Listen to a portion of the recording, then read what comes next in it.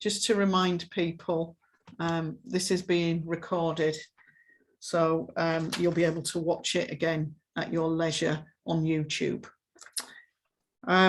Chat is disabled for now because I want people to focus on the guest speakers, and then once every guest speaker has spoken, we'll open the chat up, and during the break there'll be an opportunity for you to type your questions into the chat box, along with any links that people want to add to the chat box, but not now, because you're going to focus on the guest speakers. And if you want to pin a person's video, not a person, but a person's video to the screen, you just click on it and a little box comes up and you can pin them. But what we've done is we've pinned who we think you would probably want to look at, and they are the guest speakers and the signers, and possibly me.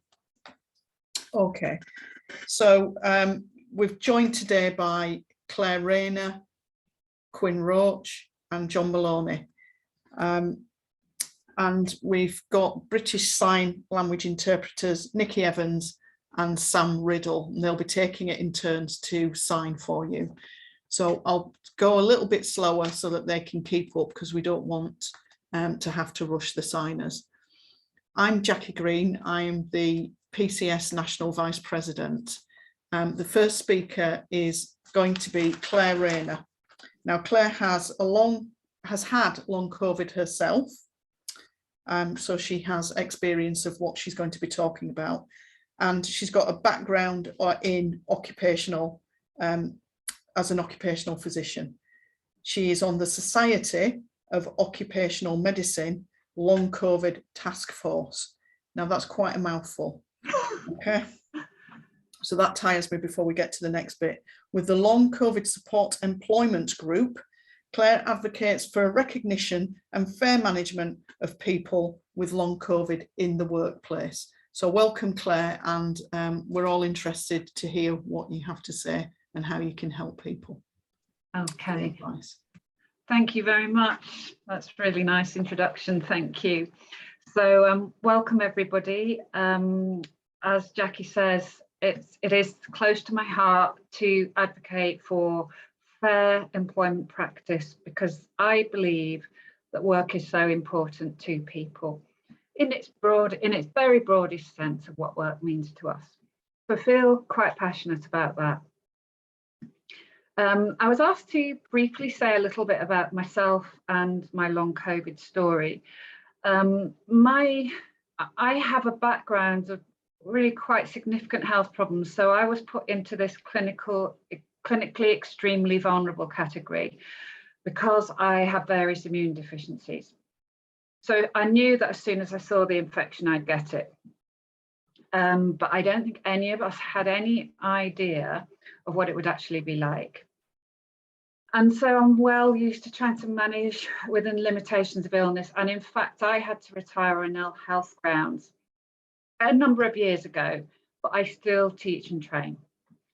I have a slight brain injury from previous sepsis, which you may not see or notice particularly, but it does impact. So there was my background. Just before the pandemic started, I had just been treated for heart infection, and then I got COVID in March 2020. Along with a few of my medical friends, we started realizing we were experiencing exactly the same things, same symptoms. Some of us were very ill, perhaps should have been in hospital, but actually, contrary to the message which was put out, you'll either be in hospital or you'll be ill for 2 weeks. We carried on being ill for weeks and then months. So we started to recognize these patterns, and we started to talk about it and write about it. And through that, we met up people from the long COVID support group, which was a very large group for patient support, really. And now there's 45,000 people of them. And that's how I came to be part of their employment group. There's a group of 7 or 8 of us, and we are a volunteer group, if you like, who have been trying to support people with long COVID. And you'll have seen, maybe you've seen us putting tweets out and things, but we're really trying to advocate for proper management of people with prolonged conditions like long COVID in the workplace. So I bring my past knowledge of occupational health, that's what I used to do, with my experience. And I'll just briefly say a few words about what long COVID is. In my opinion, and our definition, it is symptoms which have lasted a long time. And I think it's fair to be that simple about it, because we do not know the underlying causes yet.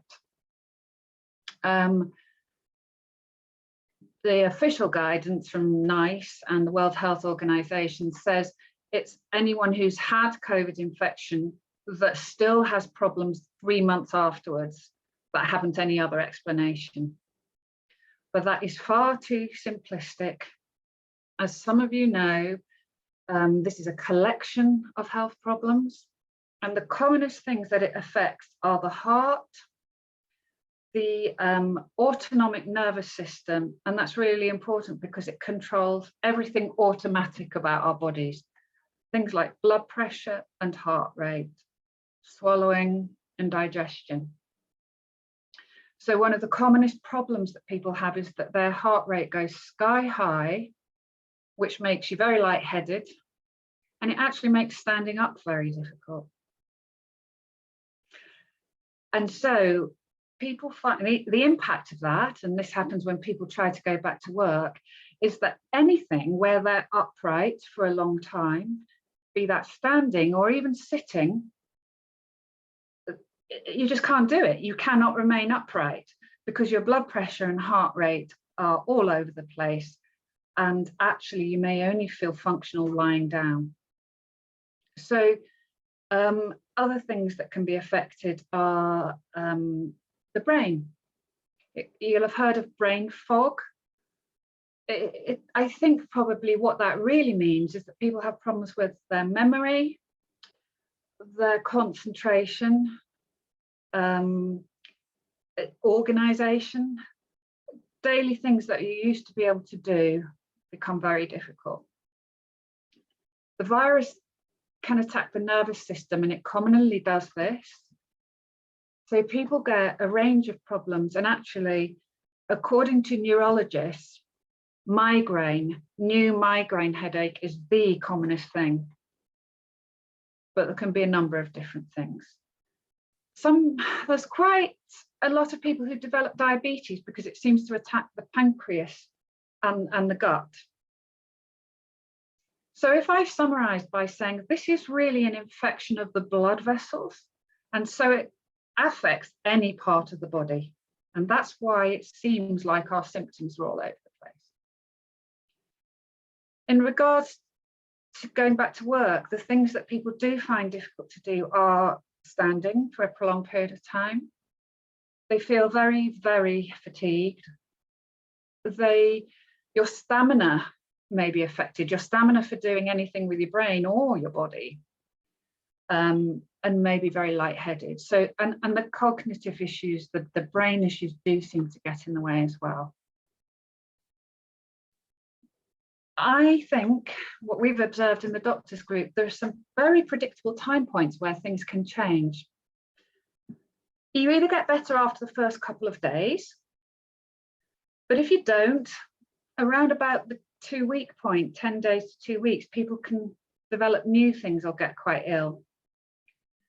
And then I find after 3 months is quite a key point. A lot of people will get better after 3 months, but a lot of people will get different or worse things then. And so my view as a doctor, and what I now know about long COVID, is that if we get in and treat people early and manage their symptoms and give you enough rest in the first place, I think we can prevent quite a lot of that really, really long tail. So what I would suggest for people is that if you get COVID, rest. In those first few weeks, really rest. And it means much longer than you would for any other virus. It may be, you need to rest until those first few symptoms have really settled. So that could be 2 to 4 weeks. Everyone that's had long COVID says that's the one piece of advice they would give: rest in the first place.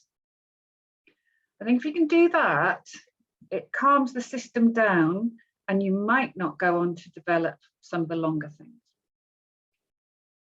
But if it does carry on, we know that you can treat some symptoms. So I'll give you the groups of problems that you can get treatment for, and I say fight for getting early symptomatic treatment. If you have pain, a new migraine, get that treated.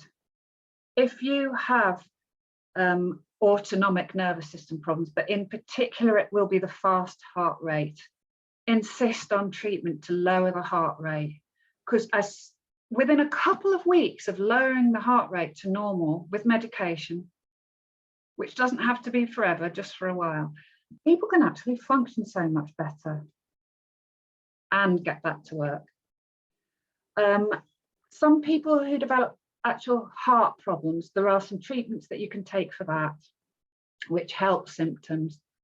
And the other thing is that treatment to reduce inflammation, like antihistamines.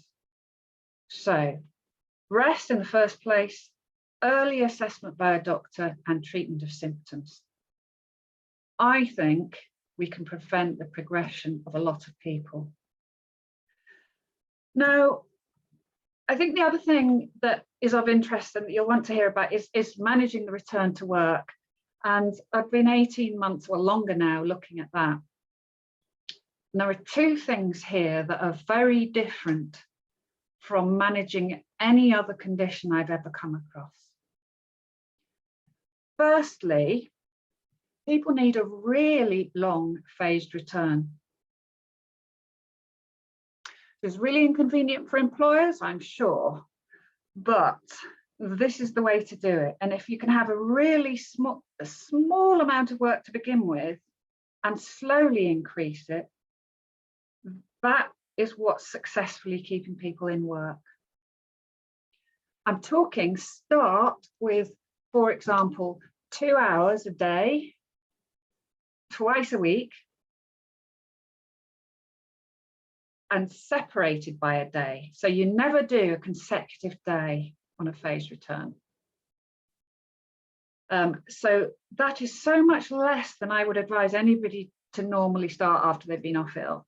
And so people are finding actually these restrictions or gradual build-up needs to take place over 3 to 6 months. We know the average phased return is 4 weeks if you're lucky, some places 6, many places 2. But our view as patients and experts is that some work is better than none. And don't lose all your experienced employees. You know, it's crazy. In occupational health practice, that's always been the same. You cannot wait till people are 100% fit. You get them back in early on a little bit and you gradually increase, because that will help the recovery as well. So probably those are the biggest main messages. The second difference in return to work with long COVID from other conditions is to have a flexible approach. And this needs managers and the employer to have a flexible approach. It needs to be reviewed at points and say, how is it going? Do we need to adjust anything? And with that flexibility, you can get people back in. I see this as an opportunity for employers to think, what is really important? What are our core products, our core business here? And who have we got to do those things? Because actually there are so many people off sick and there's such a skills shortage. And we know that it's good for people's well-being to be in work. Let's have people in doing what's essential. Now, in terms of the sort of what can we do? How do we make that happen? I've been working with some really fantastic people on the Society of Occupational Medicine task force, and indeed I've been sort of having my 2 penneth, putting it into the World Health Organization rehab guidance. And I am having to be so forceful, and I'm not a forceful person. And I am saying, you have to listen to what I say, because we know that it's not going to happen any other way. So here's what you do. You have a return to work action plan as the person who's been off sick. That's what you need to get. Obviously, you have to sit down with the manager, or hopefully accompanied by a union representative, and you focus on your abilities, what you can do right now, and you build the work plan around that. You don't focus on what can't be done. I have always found it's really worth asking the individual, okay, so this is what you feel that you could do. Do you see any obstacles or difficulties to achieving that? These are really straightforward conversations in a way, if you can have them, because quite often you'll come up with the plan yourself as the person who's got the answer. Say, well, actually, this is what I know I can do, but this is what might be getting in the way. Then ask the manager should ask the person, what do you think would help to get over those obstacles or to get you back in? When I was an occupational physician, I used to find people came up with their own plan. And so you sit down and you work out the actions with the manager, what temporary job modifications will help. Include simple things like time off for appointments. You've got to communicate and ensure that all the right parties are involved. So the worker, the employer, stroke line manager, human resources if you've got it. We very much want to encourage the unions, please, let's get behind everyone that wants to get back to work. This is so important. Let's get our strength together for that. It may mean remembering to do things like get proper occupational health referrals if you can get it. That will really help. And they can get medical information that allows the worker and the line manager to identify the adjustments which will work. You agree a return to work date and a review schedule. And you regularly review. And that is the key in a prolonged relapsing condition like this. And I think it comes back down to having that flexibility of the employer. I'm going to pretty much sum up here, but none of this is rocket science. It's good practice that we've always tried to promote in the past, but it seems like a lot of employers have forgotten this and are being pretty brutal. But it can work, and it can work well. The Society of Occupational Medicine and some of us produced 2 leaflets, which you're probably aware of. I know that we've probably given them to PCS before, and Quinn from TUC has them. Is a return to work leaflet for the worker, and then there's one for the managers, but it actually contains a lot of detail for the managers. Basically, a lot of suggestions on what they could do. I think my final point that I would like to say is there will be less long COVID if we could prevent COVID. And I am sick to death of the messaging or lack of from the government and many other people, which is, we don't need masks, we don't need any precautions. Let's just basically bury our heads in the sand and pretend it's not here. But actually you need COVID safe workplaces. So I would encourage the wearing of masks, distancing, you know, administrative controls like working from home and not having everybody in big meeting rooms at one time. So I'm really finishing there with a big message. The problem hasn't gone away. Let's get that health and safety management in place so everybody's risk is reduced. And I'll obviously be here at the end to ask questions if I can help you further. Thanks, Claire. That was great, actually, a great contribution. So our next guest speaker is Quinn Roach. He's the TUC Policy Officer, leading TUC work to ensure disabled and LGBT plus workers have equal life chances and fair treatment at work.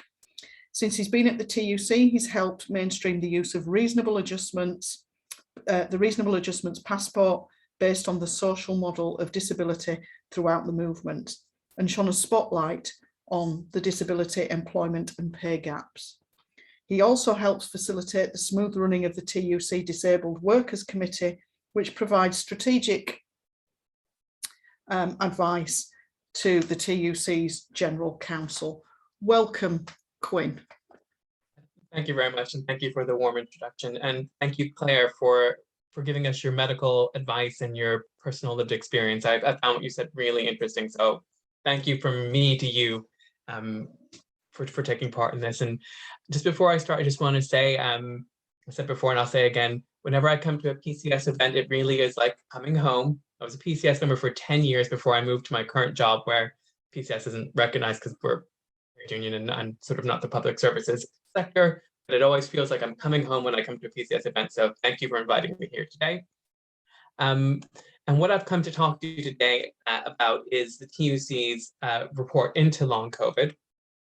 So my colleague Sue and I, we both work in the Equality Strategy Department, and we co-authored this report, which looks at the impact of long COVID on the workplace and on workers.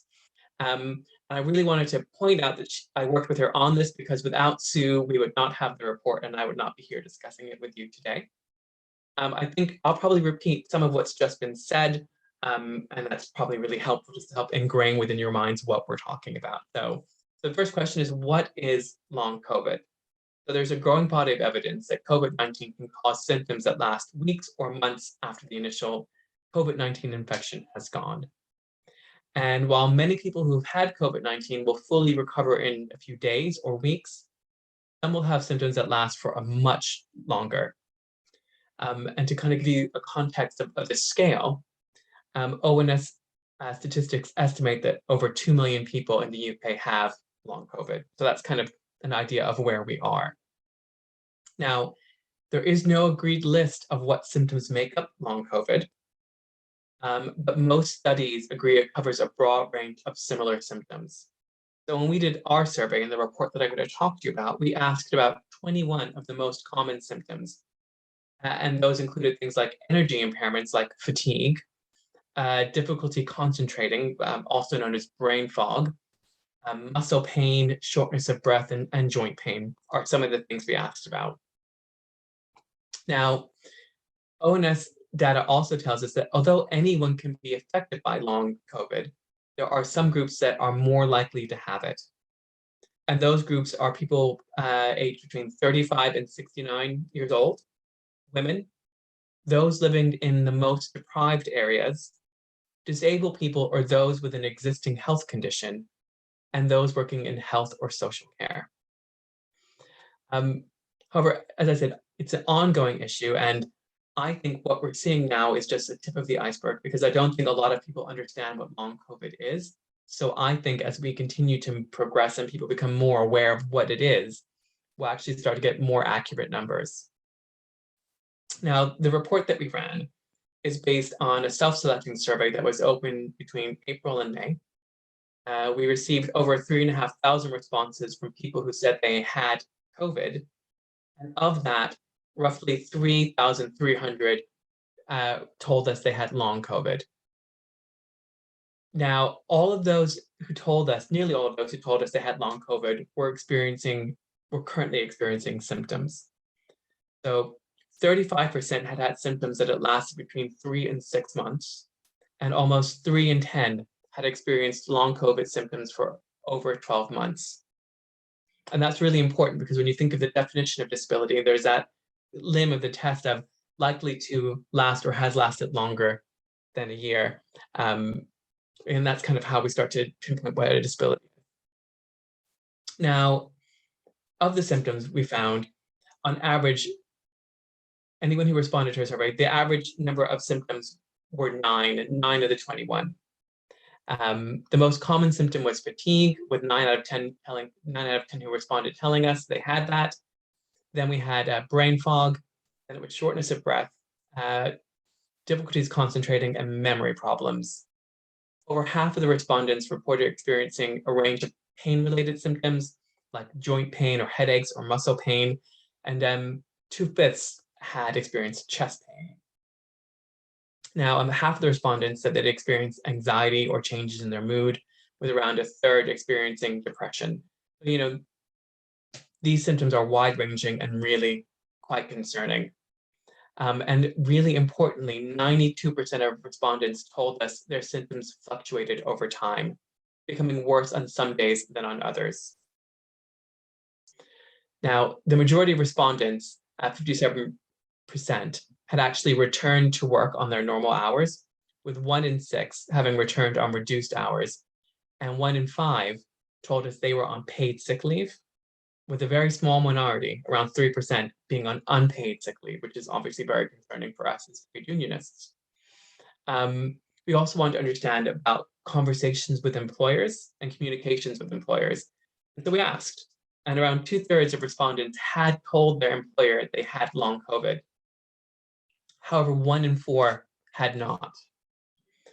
And when we asked about, if you had told your employer you had long COVID, had you asked for changes, it was evenly split. So as many people had asked for changes as had not. And what we know in these kinds of things is that making changes is key to ensuring workers are able to return to work. 3 in 10 reported that only some of the changes they'd asked for had been made. And 1 in 12 reported that none of the changes they'd asked for had been made. And this is a constant issue that we also see with disabled workers not getting the reasonable justice they request. So it's actually exactly what you would expect. We also asked respondents what changes they asked for and that would help them to return and what their employers have put in place. And it was really interesting because in 2 categories, we had more workers get something than requested it. And that was a phased return and support from occupational health. In all the remaining categories we asked about, fewer workers received the requested change than asked for it. And actually what we found was that the most kind of commonly requested changes were around flexibility to support fluctuations, longer, more frequent breaks, amended duties. These are kinds of things people were asking for. These are the things that it looks like would be the most helpful if you have long COVID, and also the least likely to be given. Now, there's another issue as well, which is around phased return to work. So despite phased return to work being the most given and granted request, in fact, given more often than requested, there was a real issue that came out, which is that actually the phased return to work was not flexible enough. It was on a set timeline where people needed and were expected to be back in work within 4 weeks full time, and long COVID doesn't work that way. Because of the fluctuating nature of long COVID, there was more flexibility required in the phased return than was granted. So there's a real issue with just getting a phased return because it's not usually flexible enough. But we also wanted to understand what people wanted to do on their return, like their ideal working arrangements. And more than 4 out of 5 respondents said they wanted flexible work. I was saying earlier, it's one of the most important things that we can get. We also used this survey to understand how people were being treated at work. And actually, over half of people who responded told us they had received some form of unfair treatment at work. And that included things like being concerned that long COVID would affect how their performance will be assessed by their manager, or being concerned that having long COVID will affect their chances of promotion. Another theme that came out was one around disbelief. So 1 in 5 respondents told us their employer had questioned the impact of their symptoms. And 1 in 8 said their employer had questioned whether they had long COVID at all. So disbelief is something we see a lot of with long COVID, but also with people who have energy limiting impairments. So there's so many parallels to be drawn. Now, many respondents also spoke up about feeling as if they had to hide their symptoms at work for fear of having negative consequences from colleagues as well. So one person wrote and they said, I feel like I have to hide my symptoms from some colleagues as they don't understand long COVID or don't think it exists. So there's still some stigma we need to address here. And we also wanted to understand what was happening with sick leave. So 1 in 6 respondents told us the amount of sick leave they had taken had triggered absence management or HR processes. And 1 in 11 said they had used all their sick leave entitlement and had been told that there'd be negative consequences if they took more. Again, as trade unionists, this will concern you. 1 in 20 said they were forced to take early retirement, forced to resign to protect their health, forced to leave their job for other long COVID related reasons, or felt singled out for redundancy. We also heard of bullying and harassment, with 1 in 12 respondents saying they had been bullied or harassed. And that included things like being ignored or excluded or singled out for criticism or excessive monitoring of their work.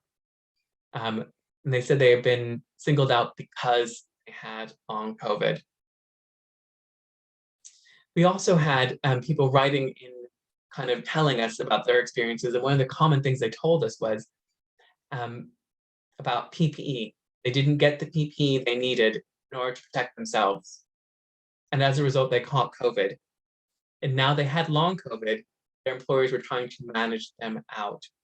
So I think we all know about the PPE scandal, and we are now starting to see the results, again, even with those who have long COVID. So I wouldn't come here today without wanting to tell you what needs to change, and the TUC is campaigning for change. And the first thing that we asked for was that we wanted to ensure the disproportionate impact of COVID-19 on different groups of workers, including those with long COVID symptoms, was included within the government's independent public inquiry into their handling of the pandemic. We're still pushing for that. We want the Equality Act to be strengthened. We want the government to essentially specify that long COVID is a disability. They can do that. They can do that without changing the Equality Act. We don't think the current government should touch the Equality Act. They can use regulation to make it that long COVID is deemed a disability. That would provide protection to anyone who has long COVID immediately. Their employers would need to put in place reasonable adjustments for them. And there wouldn't be this kind of place where we're in at the moment where there's ambiguity on if long COVID is or isn't a disability based around that kind of time framing. We don't think it's right that workers who have long COVID have to prove that they are disabled and have access to reasonable adjustments. We just think employers should put them in place. So that's why we've made that request. We, of course, always say that the government should adopt the social model of disability, and we pushed on that as well. And we also want them to provide access to disablement benefit for workers who have long COVID. So that's where we are at the moment with this report. We'll send you a link early or a bit later on in the chat so you can access it. But yeah, that's it for me, and I look forward to any questions you might have. Thanks, Quinn. And now finally, we've got John Maloney. Most of you, I hope, will recognise John if you are a member of PCS. He's been an activist for over 30 years in a number of departments. And John is a real success story because he started out as a BEC member, became branch organiser, branch secretary, GEC member, group assistant secretary, NEC member, and finally, the icing on the cake for John, and anybody who has aspirations should look to John, was elected Assistant General Secretary. He's worked really hard to improve the union's work around health and safety, covering all aspects of health and safety, but of course, it isn't limited to, but one of the main things he's worked on is the outsourced workers. And they are the people who are the cleaners, the security guards, the ones who have to be there but they're the unseen individuals who are keeping our places working and you know, us safe if you're in security. And John regularly, and I know this is true because I see his challenges, regularly challenges the Cabinet Office. He's due to take over as the head of strategic bargaining and wants to ensure better coordination between national and delegated bargaining, and in particular to use the ESOP ruling on indirect discrimination to combat bias in human resources systems, and to use Archbold ruling and Section 15 of the Equality Act to combat discrimination against staff with disabilities. He's very hardworking. We're grateful that he's here tonight with us. Thanks, John. Cheers. Thanks so much for that introduction. I give apologies if anybody is dedicated enough to see the YouTube video of our earlier session. Unfortunately, a lot of what I'm going to say now is just a repeat of that. First of all, as I said in my earlier session, I'm just going to concentrate on the UK civil service. The reasons why I'm doing that is that the vast bulk of our members are there, but also that's where the bulk of our problems are. And as I mentioned in an early session, the main reason for that is the toxic interaction of politics and, if you like, managerial control that we find in civil service. In other words, if this was quote unquote a normal employer in the public sector, what the Conservative government thinks or doesn't think would be no doubt important, but it wouldn't be a factor in day-to-day health and safety and day-to-day how you look at people returning to the workplace or how you deal with long COVID or COVID itself. Unfortunately, because our employer in one sense, certainly for the UK civil service, effectively is the government. Obviously, senior managers take their cue and obviously are very reluctant to ever oppose deeply held beliefs of ministers, and in this particular case, the Prime Minister. Now, we all no doubt have our views of Boris Johnson, but I think any rational person would have to conclude that when it came to COVID, Boris Johnson has been disastrous. For those of you who can remember at the very beginning, Boris Johnson made a big play of going around a hospital ward and shaking everybody's hands because he didn't believe, or he was dismissive of the notion of COVID. And there's lots of evidence to see that he actually thought it was just bad flu. We certainly know all the evidence is that he thought it would be quickly go through the population, we'll get herd immunity, and we'll be back to normal within a few months. So unfortunately, that sort of view has had an impact on the civil service, as I'll explain as we go along. Now, in relation to the current situation about long COVID, I'll list out what the union is demanding, and I'll tell you what the responses we're getting to date from the UK civil service. Emphasise in other civil services, the Scottish and Welsh civil service, it's better. It's not perfect, but it is better. And in other areas we organise, in some places it's much better. The Metropolitan Police, where we organise, which on the face of it is probably not a very liberal organisation, nevertheless has been very good, or at least the report backs we're getting, about dealing with people with long COVID, certainly better than the UK civil service. And some private companies where we organise have been much, much better about recognising long COVID and accepting that long COVID imposes certain obligations or certain moral responsibilities minimally on the employer to keep employees in work. Unfortunately, as I'll recount now, that's not the case in the UK civil service. Now, our main demand, and it's something that Claire's mentioned, obviously the best way to avoid, to if like not suffer the consequences of long COVID is not to get COVID.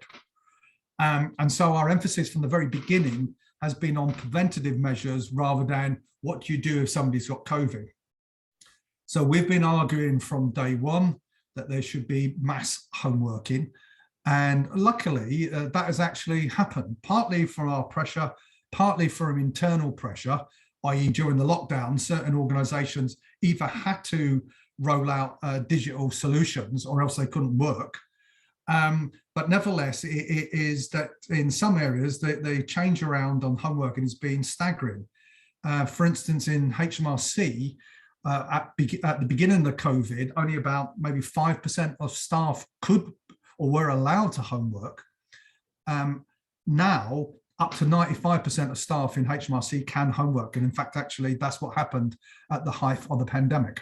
So we've been arguing very strongly for the rollout of kit to allow everybody to homework. Now, we recognise in certain areas, such as the court service, such as immigration service, the customs service, in some areas, it's impossible to avoid the public. Though obviously in the court service, we argue for digital solutions, digital interactions as much as possible. In the DWP, we were successful that even when the DWP were asking staff to go to job centres, because at that time they hadn't rolled out technical solutions to allow people to work from home, they did agree actually to shut the doors of the work job centres and only interact with people by telephone and what have you. And then when they rolled out the kit, large numbers of people actually have homeworked and do homework. So that was the key thing. Make sure as best as possible that you not only had secure workplaces in the sense of the highest degree of health and safety measures that you could, depending upon the circumstances. And we fully accept there are certain public sector jobs, certain jobs that we do as the civil service, where you have to meet people. It is part and parcel of the job. But even then, mitigation can be put in place. For all the other jobs, we said that even if it was normal to have face-to-face meetings, home working was by far the best way. And by and large, we've been successful in that demand. However, it's obviously true that people do get COVID. It's true that unfortunately a proportion of people then develop long COVID. So we were very successful from the very beginning of getting COVID-related sick leave discounted, not only in terms of it wouldn't act towards sick trigger points, i.e. discipline, but also in terms of pay. Where we have been wholly unsuccessful up to now, because I think we should be honest about this, is we've not managed to persuade the civil service to discount sick leave related to long COVID. Now, it's a bit bizarre because they do accept COVID-related sick leave could be discounted wholly. Doesn't matter how long it takes, it'll be wholly. But the minute it becomes long COVID, they say that logic, and they agree it's COVID-related, gets broken in their mind, and it becomes what they describe as another illness. Now, we're obviously still going back and back and back to them, saying that it should be discounted minimally for disciplinary process, but obviously clearly for sick pay purposes. And what we've asked departments to do, and the civil service as a whole, but departments in particular, is to carry out what's called an equality impact assessment of that policy. Now, an equality impact assessment basically is your calculation as to who will be impacted, what groups, characteristics, by a policy.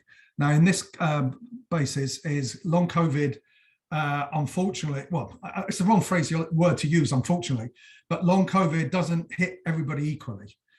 In the earlier session, Quinn gave out the characteristics. It tends to hurt younger people, tends to hurt Black members more, people obviously with pre-existing conditions, certainly people with asthma. And Claire has mentioned that her pre-existing conditions obviously will make her, and obviously unfortunately Claire got long COVID, but if she had been a civil servant, that, you know, if you were doing a risk assessment or an equality impact assessment, you'll saying to a person like Claire, by the way, if you get long COVID, we will actually make sure that every day that you're on sick, you lose a day of sick pay. We reserve the right to discipline you for getting long COVID. In equality terms, it's obviously wrong. So that's our argument that we make into departments to actually equality proof their processes.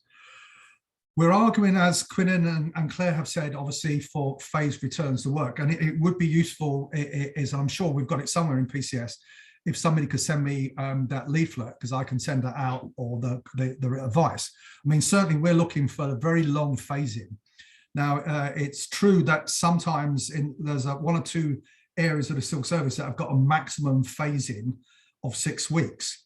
But we've made the argument to them as a reasonable adjustment, and this will come back to something else that Quinn said, as a reasonable adjustment, clearly 6 weeks can't be a barrier. It could be 7 or 8 weeks now. In other words, it should be adapted for the person rather than the people have to adapt the process. Now, as Quinn has indicated, we have been asking that regardless of the discounting, that long COVID should be recognised as a disability, at least in terms of the civil service. So reasonable adjustments should be put in place. The panoply of, if you like, support that the civil service can give to people who have who have a disability should actually kick in.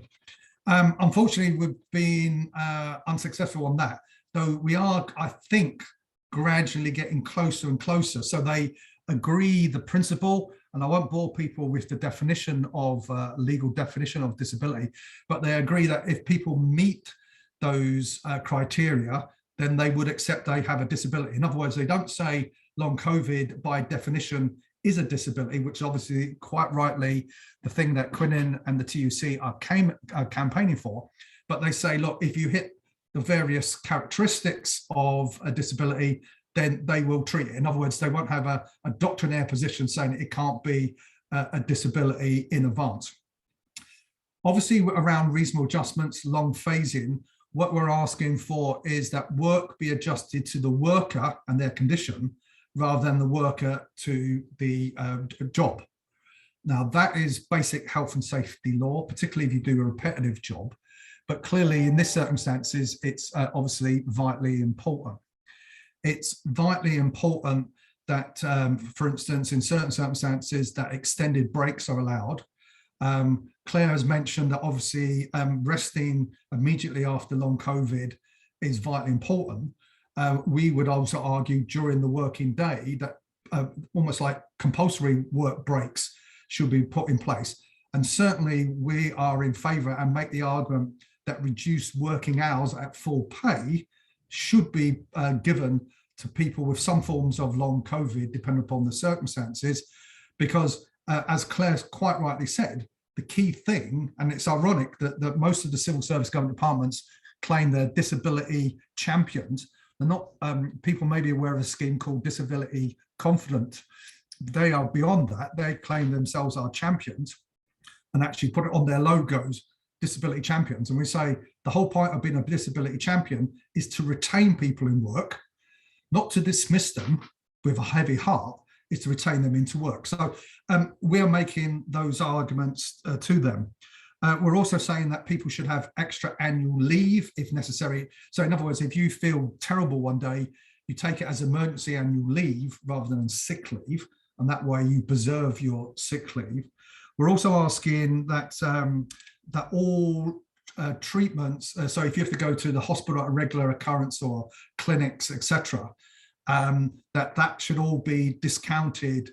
Now, generally the civil service is quite good at that, but they tend to have a notion that, you know, it's like once a month, if you like. And we're saying, again, as a reasonable adjustment, whether it's legal or even if it's not, is that should happen. So we put all those demands to them. Now, on the whole, a lot of those demands have been accepted, at least on an individual basis. As I said, on the big picture, they refuse to discount sick pay. What their position now is one of sympathy, which I have to be honest, I was quite sarcastic when they mentioned it to me. And I understand in their world, the people we deal with in the Cabinet Office tend to be very liberal. And generally, when they use the word sympathy, in their sense, they would be sympathetic. And by that, they mean, yes, you should discount things. We put the point that unfortunately, not everybody in the world is sympathetic. If it was, presumably, we wouldn't have this meeting because we wouldn't need to, because the world would be a much better place. But nevertheless, some managers are deeply unsympathetic. And also there's an organizational pressure on people to deliver work. If you're a manager and somebody says, look, treat Johnny with sympathy, but you're thinking I have to get X widgets out the door, actually there's a disconnect in the organization because they know in reality what the organization wants is get X widget out. So it's a very mixed picture, but we plug away. Very quickly, in terms of return to work, this is where the politics comes in. You probably remember last September, there was a general call in the civil service because Boris Johnson just woke up one day. And unfortunately, that's how politics in this country works. He just gets an idea in his head. And he got the idea in the head because some Tory MPs have been saying, look, you know, my local Greggs has been shut for 2 weeks because there's no civil servants to go in and buy pasties, or Pret a Manger, sorry, I think was the example given. If they'd been more honest and say, look, our local pubs are empty, we already get loads of civil servants in the pub, I might have more sympathy with the argument, but nevertheless, Pret a Manger was used as an example. And he just decreed that regardless of the COVID situation, which at the time was getting worse, that people should return to the workplace. Now, we got that stopped in the end, but that really was just a very dangerous idea. It was just a whim. It was just a political idea. And unfortunately, a return to work, we faced that. And so the current situation is that whilst there has been a gradual return to work, and I'll start to come to an end now, Jackie, a gradual return to work, is that we've discovered a secret letter went out last week from the head of the civil service to all senior, or to the most senior managers, saying is the base guidance, which is a department in the civil service that sets out general guidance for the economy, has changed. It's much more permissive than the previous guidance.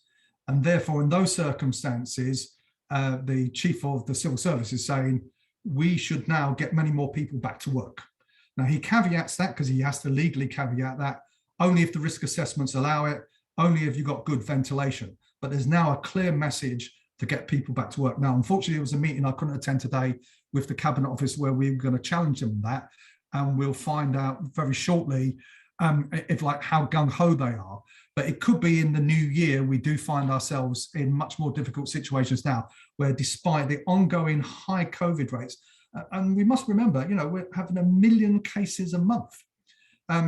Boris Johnson's made a big point about the wave of COVID in the European Union. And it's true, some European Union countries have had very bad experiences. But Britain, has been pointed out by medical experts and by commentators, has had that terrible position for months now. In other words, what we complain about, or he complains about in the European Union, in some countries, is actually day-to-day life here. Over 100 people a day die, you know, every day, week in, week out, month. So we're facing a very bad situation. Now, luckily, the NEC is meeting on the 9th of December, National Executive Committee, the highest committee in the union. We'll have to make decisions in relation to that. Luckily, today, I've been informed that we've been making arguments in Wales, DWP, where they were trying to get people back on the 29th of November, that they've now backed off because they do accept the union's arguments that the regulations in Wales preclude the mass return to work that they wanted.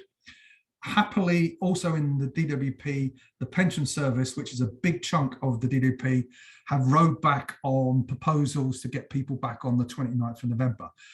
So they're good, obviously, wins, but nevertheless, in the wider civil service, I think we face a very difficult new year. But as I said, luckily, the NEC is meeting. Obviously, we'll come up with positions for the union to take. So that's the situation we're at. We've had some successes. We still haven't actually cracked the long COVID problem. It's a long-term issue. And I think in one of the earlier sessions, somebody mentioned it was analogous to ME when that first came out, and that was just considered somehow sort of like a lazy person's disease. You feel a bit tired. And again, the politics comes into that. Boris Johnson has been openly sort of like dismissive, as some Tories, of long COVID, just claims it's all in your head. And unfortunately, again, that sort of politics poisoned the minds of senior managers. So we've got a long way to go. I think we've done some good things, but obviously the new year, I think, is going to be a crunch period. Cheers, Jackie. Thank you. Thanks, John. The chat function is now available for people wanting to ask questions, but I can just say that some people who are actually working in the workplace have had their Zoom removed. So they obviously they can't join the meeting, but I've got some questions from people who would have been attending, which is good. So some new questions for when we come back from the break. So you've got 5 minutes just to maybe grab yourself a cup of tea or use the loo or type up your questions, but we have got some questions from other people. All right, so I'll see you shortly. And sorry, when I say shortly, I mean 7 o'clock.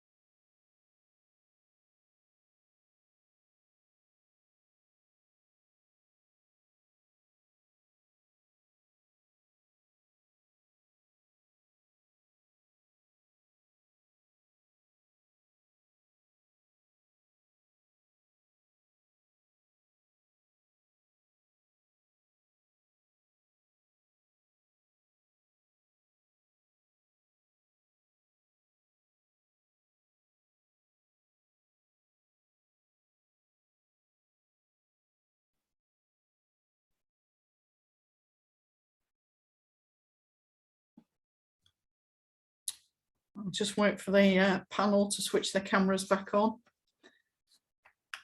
Can't have questions without my panel. Okay. So we've had some questions emailed to me, and these are from people who wanted to attend but have had issues with the employer removing Zoom. Right. We know all members from all protected characteristics have been massively impacted by COVID, many contracting long COVID. Some of our members are intersectional and face double, triple, multiple discrimination and disadvantage in the workplace in normal times. How can we support those members on their return to work? And Quinn, I'm going to give you that question, but if you could also just explain what intersectional, what we mean by intersectional. Okay, Sure. Thanks, Quinn. So when we say someone is intersectional, we mean they have more than one identity. They're from more than one equality strand. So I am intersectional in that I am disabled, I'm BME, and I'm gay. So I have, that's my identity. And I don't leave one piece of me behind. I'm not discriminated against because I'm gay, but also ignored because I'm disabled and Black. All of that encompasses who I am and how people treat me. So I think I'm really glad you asked me this question because I think it's a really great question. I think the important thing for someone returning to work who is intersectional, or really anyone, my advice would be to actively listen to what they say, how they talk about themselves, the issues they raise, and to believe them. So what I encounter, what other intersectional people encounter, what people with protected characteristics encounter is disbelief. And I mentioned that earlier, but when you come from a background of 3, people kind of really don't hear what you're saying. So listen, believe, and be an ally would be my key advice here. Thank you. I was on mute. So our next question is from Nikki Burns. Thanks, Nikki. And Claire, if you could answer this, so I'll read it slowly because the signer has to sign. Based on what we know so far, how long about long COVID? I'll start again, and we'll edit this, I hope. Based on what we know so far about long COVID, do we know what position the professional organisations that support the occupational health industry are taking on the condition, and how the advice they would give to an employer and an employee to support positive outcomes? Have they got something like a code of practice or guidelines on the condition? Yeah, this is a really good question, and I might have to come back to you and ask you what the second part of it was. That's fine. What position are the occupational health professions and the bodies that sort of lead them taking? It's a really good question. The Society of Occupational Medicine, there are 2 professional bodies. There's the Society of Occupational Medicine and there's the Faculty of Occupational Medicine, which is a faculty of the Royal College of Physicians, so the sort of royal appointed body. SOM, the Society of Occupational Medicine, has really taken a very strong stance in support. And early, I don't know how they picked up on something that I was asked in and then asked to be part of this task force they're doing. And I've got to say, the people on that task force who are senior in SOM are 90% of them are extremely supportive of it. They believe it completely. They have seen the problems that long COVID causes. They know people that's happened to, and they're seeing many, many people with long COVID. So I'm very confident that the majority of SOM are right behind us. And they come, and the senior people on that come and ask me a lot. The faculty, I was also involved in their guidance, but we'd already worked on good guidance at SOM, so they more or less had to go with what we'd said. So I think the Faculty of Occupational Medicine have done less about it, but SOM, which covers a lot greater amount of the OH professionals, is right on board. So it covers occupational nursing, occupational therapists, and occupational physicians. So they have a good reach. They've produced a lot of the guidance, or it's come from people like me and Leslie McNevin and other people with long COVID. And it has the backing of various charities, of the CIPD. I don't know about TUC. It might have been before we linked up. In general, people are saying that they have in general found occupational health services supportive, because in a way it's no different for us what we're advising with long COVID than what we'd advise for anything. But I would say that, like anything, you've got occupational health services and you've got occupational health services. And the companies that we're always contracted in now rather than within organisations, or pretty much. And the lower the qualification the professional has, the less likely they are to get it right, is probably a good generalisation. So if you're having problems, I would say, I request that I see a consultant occupational physician. And there's no reason that you can't ask for that, because it's a complex condition, long COVID. So it requires somebody, if you're having problems, who understands the complexity of it. So I'm actually pretty hopeful that many senior occupational health people get it. Where some of the allied people, like there's one or two psychologists or psychiatrists, I was in a meeting with them the other day and I said, I absolutely disagree with you, because they were still saying, oh, it's all in your head. I said, absolutely disagree. You are wrong. I mean, in a way I can say what I like, because nobody really employs me anymore. So I hope that answers the question. Have I got all of that, Jackie? So the other part of the question was, whatever the advice and support they can give to the employer and employee, do they have any code of practice or guidelines on the condition? Well, the guidelines on the condition, they're pretty well contained in the SOM leaflets. The faculty have, their leaflet is overall saying the same things. There's a lot of guidance in general. We adhere to all the sort of legal disability guidance and various other legislation in the workplace. So they're all going to be on board with preventing this. In terms of individual codes of practice, they would be governed by the General Medical Council if they're a doctor, so they'd have to be accountable to them. And so there is a code of practice called Good Medical Practice. If you felt somebody wasn't adhering to that, then you can make a report to the GMC. All right, thanks, Claire. So the next question, John, is for you.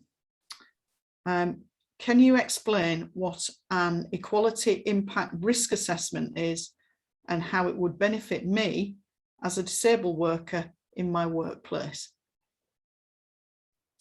Yeah, I mean, in reality, it's actually a health and safety risk assessment, but risk assessments are supposed to take into account all potential risks and hazards a person faces. And it's clear in the context of COVID, having a disability in itself could be a risk factor. Now, it obviously depends what that disability is. So for instance, if you're asthmatic, clearly, if I then turn around to say, I want you to stop working at home, if you were home working, traveling on a very crowded public underground or bus or what have you, and then mix with people in a very crowded building with poor ventilation, a rational health and safety risk assessment would conclude that, and you're supposed to do this in this order, which I'll explain, is that you shouldn't come into the workplace. Now, under risk assessment law, you're supposed to actually start from elimination as your first task. So for instance, you don't say, look, something's dangerous, so you've got to put up with the danger. You first say to yourself, how can I eliminate the danger? And for most people, eliminate the danger means generally, not always, actually home working. Now, for some people, actually home working is more dangerous than actually mixing in the workplace because of either the domestic circumstances or their own mental well-being that they literally need to mix with other people. But that is a balance to be taken. But a risk assessment should balance all those things up.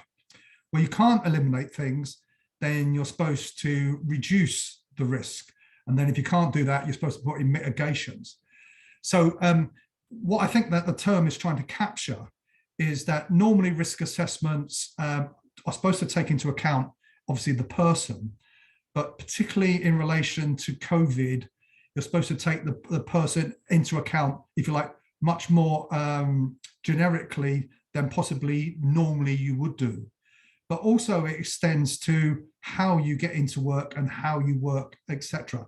And coming back to, say, the long COVID discussion we had, any proper risk assessment of a long COVID person would, depending upon the nature of their long COVID symptoms, would have to say, they're the symptoms, how can we eliminate, if you like, work impacting on them? So, as I said, it's probably not the right term, but it does capture an essential truth.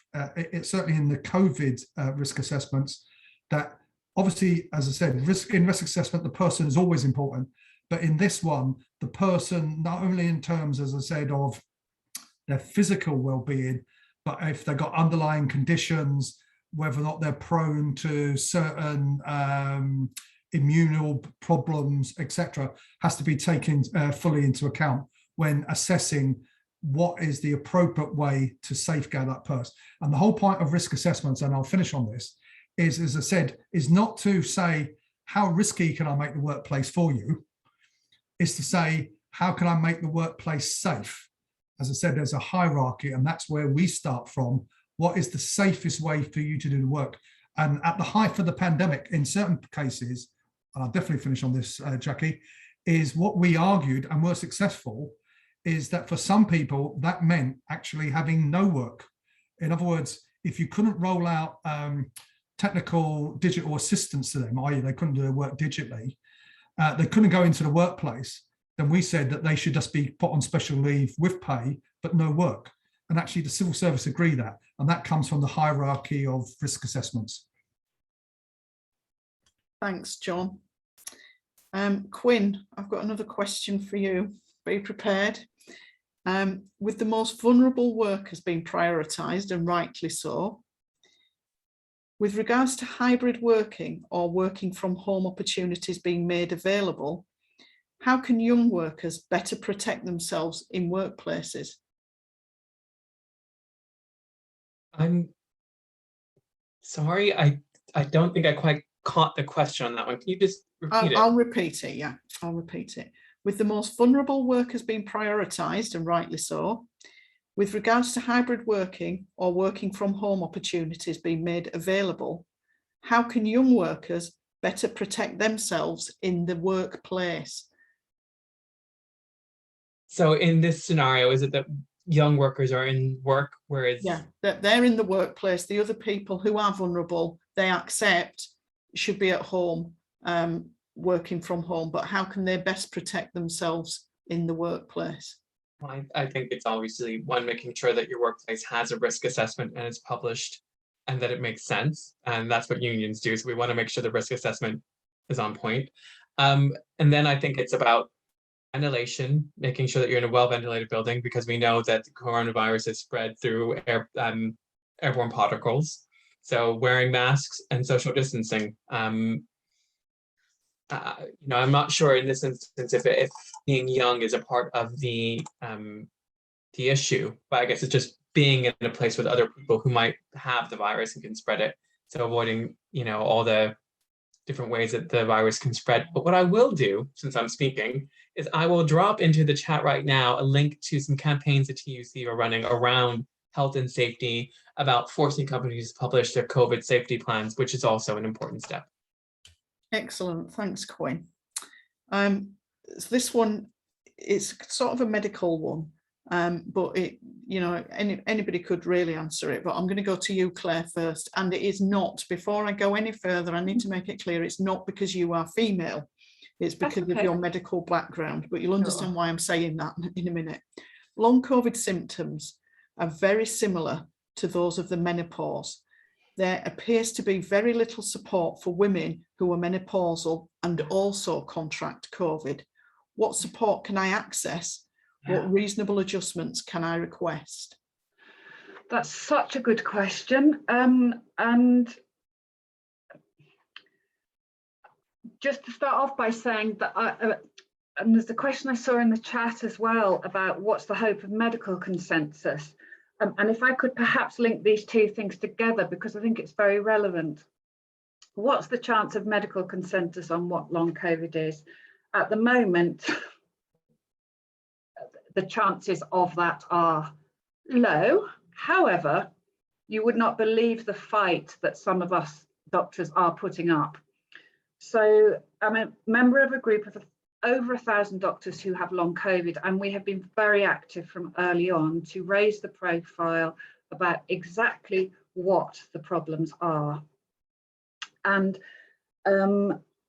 so one thing that some of the first of us in the Vanguard got for a year, we've been saying, hang on a minute, we know what's happening here and we know what medical tests and assessments are required, let's do them. So we published a consensus, and it's called a Delphi Consensus for the diagnosis, assessment and management of all the conditions. It's recently been published.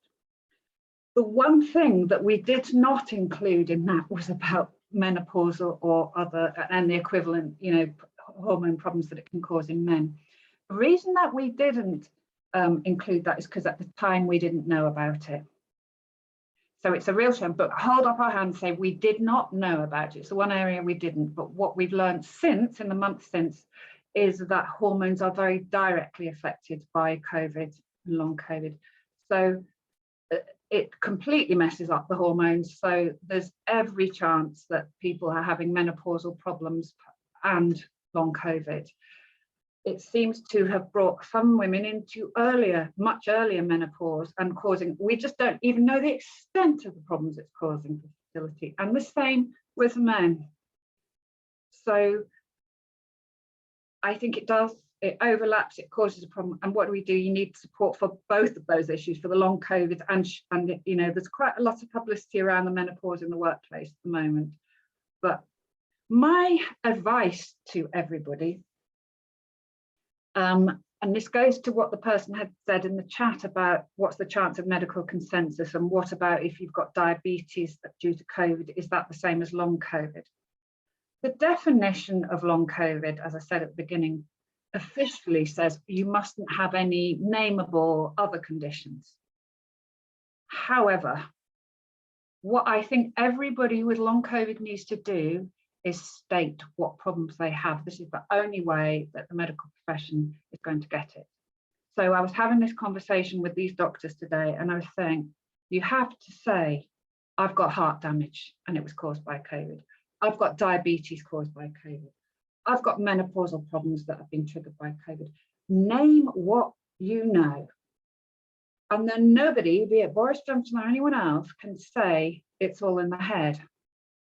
Because, and the autonomic problems, the autonomic nervous system problems, this causes problems with heart rate control. Say that. I have problems with heart rate control. I have diabetes, all due to COVID. And the more people that say that, nobody can gainsay this. I hope that kind of answers both of those questions, but yes, you need support. Look, long COVID or COVID can cause this hormone disruption, definite effect on menopausal symptoms. You need support for both. Thanks, Claire. And you did answer two questions in one, but just for the video recording, just so that people know what the question was. What are the prospects of a consensus, medical view of what constitutes long COVID, and would certain COVID triggered conditions be likely outside of the definition? Thinking around heart conditions or COVID triggered diabetes. Well, Claire answered that question in amongst the other question. Thanks, Claire, for that. Yes, so really start saying what you've got that's been caused by COVID. What I'd also put in the chat is, I think any query about what long COVID is going to be blown out of the water before long. The discoveries that are coming through about what it actually is and what it's causing and how many people are affected, I don't think will be any argument soon enough about it being an actual physical problem or not. Okay, thanks, Claire. And Quinn, I've got a question for you. What steps are the TUC trade unions taking to campaign for safer workplaces, particularly as we don't know when the pandemic will be over? Well, I did just pop that link into the chat. That takes you to our campaigning page around COVID at the moment, about some of our key campaigns. The one I'm really pushing is forcing companies to publish their COVID safety plans. We think that's really important. We still are campaigning around guaranteed sick pay for everybody, because obviously if you can't afford to go on sick, you are going to get COVID and possibly spread COVID. But I will also take this moment to talk to you about the long COVID campaign. So we specifically are calling for long COVID to be a deemed disability under the law, which would mean that we would know absolutely that every employer needs to put in place reasonable adjustments for anyone who has long COVID from diagnosis. And I would encourage you all to sign our petition, spread the petition, and take part in the campaigning around that. And I will pop that into the chat as well. That's great, Quinn. Thank you.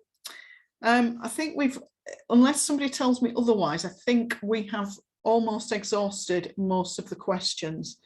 I'm just going to go down my list of questions and see if I've missed any, and hope that my team who are paying attention will note, because every time a question comes in, another one disappears. So I've got to go racing about trying to find the others.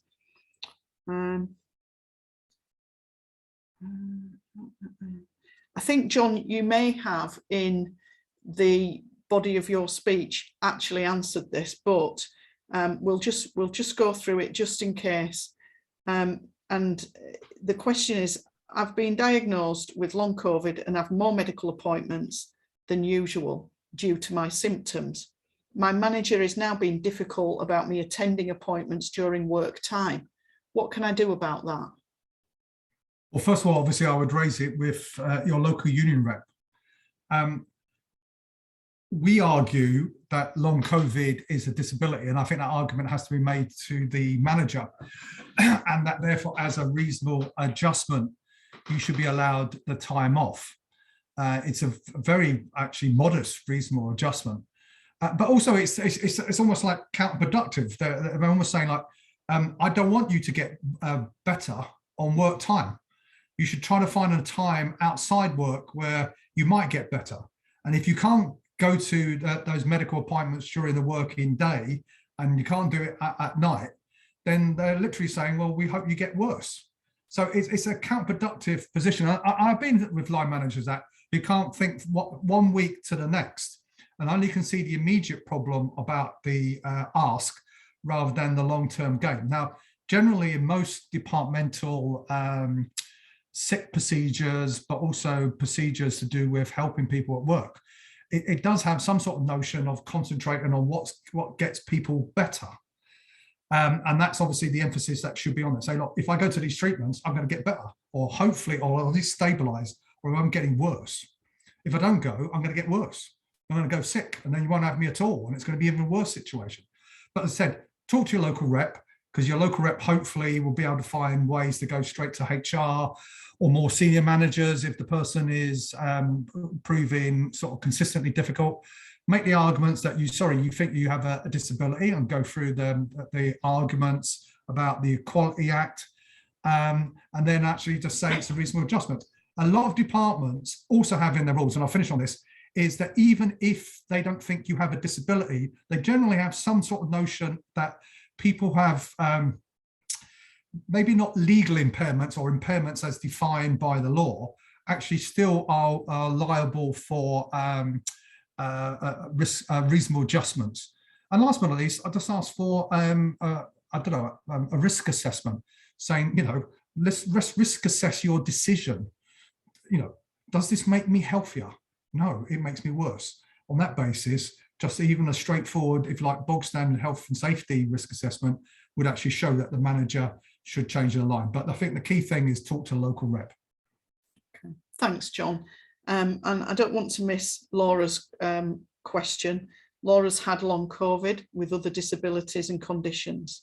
She's used most of her sick leave. and was forced to use annual leave for a phased return. Her occupational health doctor was very sympathetic and recommended extended hours, regular breaks as necessary. But what they did say, and Claire, you touched upon this, that there were some occupational staff, health staff, who were very sceptical about the existence of long COVID. Now, both Claire and Quinn have raised that, and John. Will this lack of consensus result in a disparity of adjustments in workplaces? And I'll go to you, Quinn. Not if we win our fight. That's why we're saying long COVID should be defined as disability. Yeah. We don't want people to not have the reasonable adjustments they require. And, you know, like myself and Claire and the long COVID employment support group and affiliated trade unions to the TUC, we're all going to be campaigning for that exact thing. Absolutely. So the answer really is we have to fight to make sure that that doesn't happen, because it will happen if we don't fight. Yeah. It's less likely to come from I'll just correct and say it's not likely to be the occupational health professionals say they don't believe in it. It's other doctors that say they don't believe in it. Right, okay, that's helpful. I've got one more question, and it's around risk assessments. And I think this is a really easy question for any of the panel to answer, but I'll leave it to John. I think it's a short answer, really. Risk assessments in the workplace. They should be updated to react to a changing COVID situation, surely. I think the answer is going to be yes, they should. Yes. Yes, it's built into health and safety law. Okay, so anybody that's having those problems, you've got the health and safety law behind you, not just some rep saying that's how it should be. You've got law to challenge that. And I think Laura has asked, well, could an employer, a cynical employer, choose to use an occupational health provider that is sceptical? I don't think that the employer would have that much information to know which occupational health person you would be going to see, because they have one provider, they use that provider, so they're not going around touting to see who is the most difficult. So I think I've answered that question for you. I think that's right. I think what's really useful is a good HR department, because as somebody, I think Quinn mentioned earlier, the training of line managers is absolutely key. So I think if you have an HR department, get them involved in guiding due process around occupational health appointments as well. Okay. So, sorry. I just want to add something in. I realize now is a good moment to pitch this. The TUC are creating a learning module on long COVID and what rep should be negotiating for. I hope it will be out by Christmas time or end of this year. So watch for it. It's going to be like a 25-minute, easy to access, online, beautiful piece of content. Quality assured by the long COVID employment support group. Watch this space. Okay, thanks for that. And thanks for that plug. Okay, we've reached the end of the session now, and I would like to thank all the guests, Claire, Quinn, John, Sam and Nikki, who have done a sterling job interpreting around my accent, and the PCS team who work incredibly hard behind the scenes to make sure that this is pulled together seamlessly. Caroline, Claire and Laura have been working all day, making sure that we are ready to do this event and make sure that everybody has the ability to have a say. So my thanks to you for attending, everybody who gave their time, and who knows, I might see you again soon. We have got some more seminars planned for next week, and you'll be able to find those details if you look on the PCS website. Okay, have a good evening and take care, all of you. Bye.